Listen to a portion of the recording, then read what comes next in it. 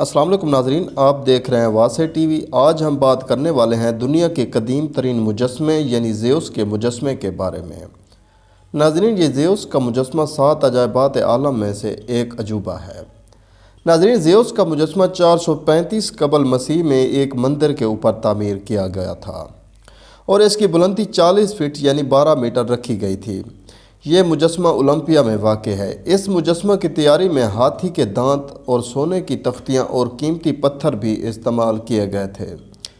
اس کو 5ویں صدی تک قدیم دنیا کے 7 عجائبات عالم میں سے ایک تصور کیا جاتا تھا۔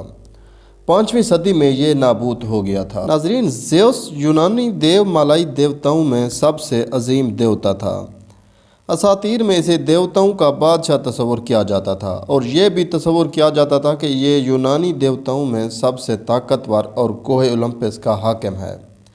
اس کے قبضے میں دیگر قوتیں تھیں جن میں سر فہرست طوفان اور آسمانی بجلی تھیں۔ زیوس کرونس اور ریہا کا سب سے چھوٹا بیٹا تھا۔ اس کی شریک حیات ہیرا تھی، تاہم کچھ عرصہ کے لیے ڈائن بھی اس کی ہم سفر رہی۔ زیوس کے 2 بھائی تھے جن کا نام پوسائیڈن اور ہادس تھا۔ اس کے علاوہ اس کی 3 بہنیں تھیں جن کا نام ہیسیٹیا، ڈیمیٹر اور ہیرا تھا۔ ناظرین، جب کرونس نے گایا اور یورینیس کی یہ پیشگوئی سنی کہ اس کی اولاد میں سے ایک مستقبل میں اس کے زوال کا باعث بنے گا، تو اس نے یہ تہیہ کر لیا کہ وہ اپنے سب بچوں کو پیدا ہوتے ساتھ ہی کھا جائے گا۔ جو ہی اس کے ہاں کوئی اولاد پیدا ہوتی تو کرونس فوراً اس طفل کو اپنے حلق میں اتار دیتا۔ چونکہ کرونس خود ایک لفانی دیوتا تھا، اس کے بچے اس کے پیٹ میں ہی بڑھتے چلے گئے، تاہم ان بچوں کے نصیب میں ہمیشگی کی قید ہی تھی۔ کرونس پہلے ہی اپنے 5 بچے کھا چکا تھا، جن میں 3 لڑکیاں ہیسٹیا، ڈیمیٹر اور ہیرا تھیں اور 2 لڑکے ہادس اور پوسائیڈن شامل تھے۔ جب کرونس کی بیوی ریہا اپنے 6 بچے کو کوکھ میں لیے حاملہ تھی تو اس نے اس نازائیدہ بچے پر ترس کھایا۔ وہ نہیں چاہتی تھی کہ اس بچے کا بھی وہی انجام ہو جو باقی بچوں کا ہوا تھا۔ وہ جلد از جلد گایا کے درجہ پہنچی اور اس کے ساتھ مل کر اپنے ہونے والے بچے کو کرونس کی پہنچ سے دور رکھنے کا منصوبہ بنایا۔ یہ بچہ اور کوئی نہیں تھا بلکہ زیوس ہی تھا۔ ریہا نے زیوس کو کریٹ کی ریاست میں موجود کوہ ایدا کے ایک غار میں جنم دیا۔ بدقسمتی یہ تھی کہ وہ کرونس کے پاس خالی ہاتھ واپس نہ جا سکتی تھی، کیونکہ کرونس اپنی 6ٹھی اولاد کو کھانے کا بے صبری سے انتظار کر رہا تھا۔